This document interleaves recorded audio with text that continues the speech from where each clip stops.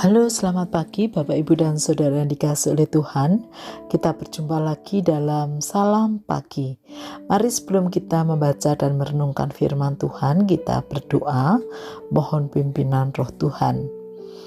Tuhan, kami mohon kiranya Roh-Mu menolong kami untuk memahami kebenaran sabda-Mu, sehingga kami juga dimampukan untuk melakukan firman-Mu dalam hidup hari lepas hari. Di dalam nama Tuhan Yesus kami berdoa. Amin. Bapak, Ibu, dan Saudara, kita akan membaca firman Tuhan dari kitab Efesus pasal yang keempat demikian. Sebab itu, aku seorang tahanan karena Tuhan menasihatkan kamu supaya hidupmu sebagai orang-orang yang telah dipanggil berpadanan dengan panggilan itu.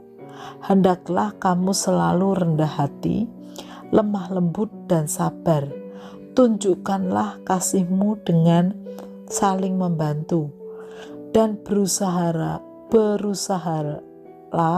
memelihara kesatuan roh dalam ikatan damai sejahtera, satu tubuh dan satu roh, sebagaimana kamu telah dipanggil kepada satu pengharapan yang terkandung dalam panggilanmu, satu Tuhan, satu iman, satu baptisan, satu Allah dan Bapa dari semua, Allah yang di atas semua dan melakukan semua dan di dalam semua.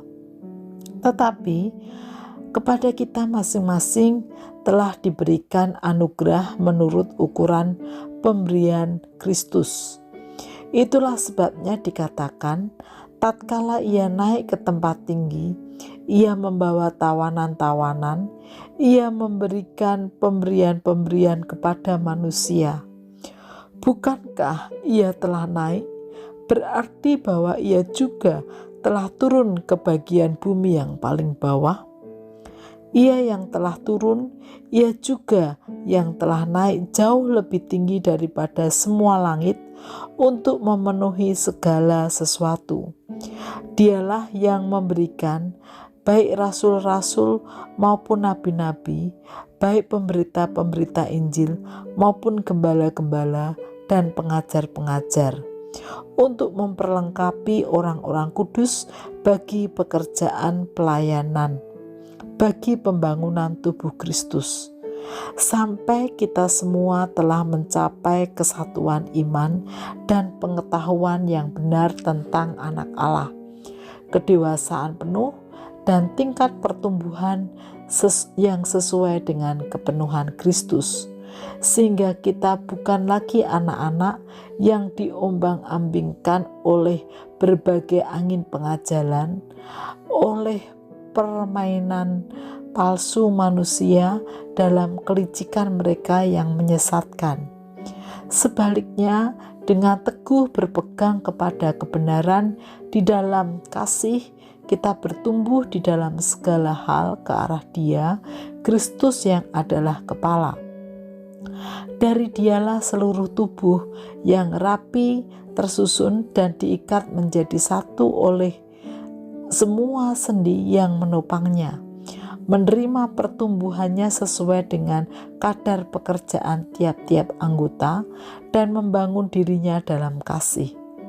Sebab itu kukatakan dan kutegaskan ini kepadamu di dalam Tuhan, jangan hidup lagi seperti orang-orang yang tidak mengenal Allah dengan pikirannya yang sia-sia dan pengertiannya yang gelap, jauh dari hidup yang berasal dari Allah, karena kebodohan yang ada di dalam mereka dan karena kekerasan hati mereka.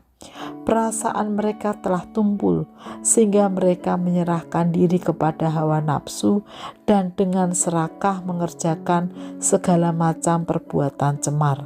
Tetapi bukan dengan demikian kamu belajar mengenal Kristus, karena kamu telah mendengar tentang Dia dan menerima pengajaran di dalam Dia menurut kebenaran yang nyata dalam Yesus, yaitu bahwa kamu berhubung dengan kehidupan kamu yang dahulu, harus menanggalkan manusia lama yang menemui kebinasaannya oleh nafsunya yang menyesatkan, supaya kamu dibaharui di dalam roh dan pikiranmu, dan mengenakan manusia baru yang telah diciptakan menurut kehendak Allah di dalam kebenaran dan kekudusan yang sesungguhnya. Karena itu, buanglah dusta dan berkatalah benar seorang kepada yang lain, karena kita adalah sesama anggota. Apabila kamu menjadi marah, janganlah berbuat dosa, janganlah matahari terbenam sebelum padam kemarahanmu, dan janganlah beri kesempatan kepada iblis. Orang yang mencuri, janganlah ia mencuri lagi, tetapi baiklah ia bekerja keras dan melakukan pekerjaannya yang baik dengan tangannya sendiri, supaya ia dapat membagikan sesuatu kepada orang yang berkekurangan. Janganlah perkataan kotor keluar dari mulutmu, tetapi pakailah perkataan yang baik untuk membangun di mana perlu, supaya mereka yang mendengarnya beroleh anugerah. Janganlah mendukakan Roh Kudus Allah yang telah memeteraikan kamu menjelang hari penebusan. Segala kepahitan, kegeraman, kemarahan, kegaduhan, dan fitnah hendaklah dibuang dari antara kamu. Demikian pula segala kejahatan. Tetapi hendaklah kamu ramah seorang terhadap yang lain, penuh kasih mesra dan saling mengampuni, sebagaimana Allah di dalam Kristus telah mengampuni kamu. Bapak, Ibu, dan saudara-saudari yang dikasihi oleh Tuhan, setia pada komitmen dalam komunitas persekutuan atau bergereja tidak selalu mudah. Oleh karena itulah dalam pasal 4 ini Rasul Paulus mengingatkan kepada jemaat bagaimana mereka harus setia pada komitmen bersama. Karena itu ada hal-hal yang diingatkan oleh Rasul Paulus. Yang pertama, kebersamaan dan kesatuan mereka yang menyatukan adalah Allah. Jadi keberadaan umat Tuhan, jemaat Tuhan adalah karena Tuhan di dalam nama Tuhan Yesus.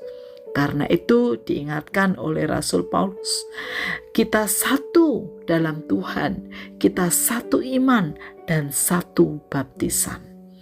Jadi kesatuan kita itu adalah karya ilahi, karya dari Tuhan sendiri yang menyatukan kita. Kedua, Tuhan sendiri yang menganugerahkan setiap orang yang ada dalam persekutuan, meskipun berbeda-beda, termasuk setiap pelayan-pelayan yang ada dalam persekutuan atau ada dalam jemaat atau dalam gereja. Jadi Tuhan yang mengaruniakannya. Para pelayan berasal dari Tuhan yang Tuhan tempatkan untuk melayani di gerejanya atau di jemaatnya. Karena itu ini yang harus diingat oleh jemaat. Sikap yang ketiga adalah yang perlu diingat adalah bagaimana jemaat harus menunjukkan atau mengembangkan, membangun sikap dalam hidup bersama dalam persekutuan, yaitu sikap saling sabar, saling mengasihi, saling menghargai, dan saling mengampuni satu dengan yang lain. Sikap itu tidak hanya menunjukkan untuk bagaimana menjaga kesatuan, tetapi juga perwujudan bahwa kita umat Tuhan adalah orang-orang yang benar-benar sudah lahir baru, yang diwujud nyatakan dalam sikap sehari-hari bersama di tengah persekutuan. Dengan demikian, Bapak, Ibu, dan Saudara, setiap umat tetap setia pada komitmennya. Bapak, Ibu, dan Saudara yang dikasihi oleh Tuhan, firman Tuhan ini juga mengingatkan kepada kita agar kita juga setia pada komitmen kita dalam menggereja. Ini bukan soal gereja A, gereja B, gereja C, dan seterusnya, tetapi pada panggilan kita sebagai umat Tuhan yang telah dipersekutukan. Karena itu kita harus mengingat bahwa ketika kita dipanggil Allah, kita ditempatkan dalam persekutuan yang Tuhan anugerahkan. Karena itu kita juga bersyukur bahwa dalam persekutuan, dalam gereja kita ada pelayan-pelayan yang Tuhan utus untuk melayani, dan Tuhan hadirkan banyak orang yang boleh ada dalam persekutuan ini, persekutuan kita, meskipun berbeda satu dengan yang lain. Dan kita juga harus berusaha membangun sikap yang benar dalam hidup di tengah persekutuan, sebagai bukti bahwa kita lahir baru. Dengan demikian, persekutuan kita akan tetap terjaga. Lebih-lebih kita bisa setia, terus setia pada komitmen kita di tengah persekutuan. Kiranya Tuhan menolong kita. Mari kita berdoa. Tuhan, terima kasih untuk firman-Mu pagi ini yang boleh mengingatkan kepada kami bagaimana kami harus hidup di tengah persekutuan yang Tuhan anugerahkan. Bantu kami untuk setia pada komitmen kami, pada panggilan Tuhan di tengah persekutuan. Di dalam nama Tuhan Yesus kami berdoa dan mengucap syukur. Amin.